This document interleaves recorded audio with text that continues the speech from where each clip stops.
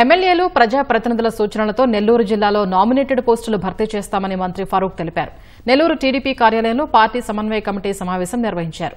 Nominated పోస్టుల భర్తీతో పాటు కడపలో నిర్వహించే మహానాడుపై చర్చించారు. పొలిటికల్ పోస్టులు ఏ రకంగా భర్తీ చేయాలా అందరూ కూర్చొని మాట్లాడడం సమన్వయంగా అందరూ కూడా, ఎందుకంటే కొన్ని జాయింట్గా ఉంటాయి, కొన్ని కలిసి ఉంటాయి, కొన్ని కాన్స్టిట్యూన్సీ సిటీ ఉంది, 2-3 శాసనసభ్యులు ఉంటారు, ఏ రకంగా చేసుకోవాలి దాని గురించి కూడా మాట్లాడాం. తుది నిర్ణయం వాళ్ళదే.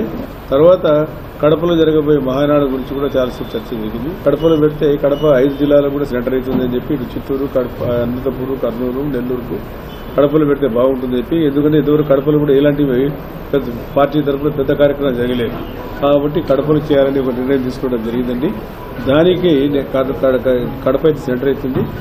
అదేవిధంగా పార్టీ ఆఫీసు గతంలో చంద్రమోహన్ రెడ్డి గారు ఉన్నప్పుడు ఈ పార్టీ ఆఫీస్ ఏర్పాటు చేయడం జరిగింది. దీని కూడా చర్చ జరిగింది. పార్లమెంట్ బిల్లు కూడా దీని గురించి డిస్కస్ చేశాం.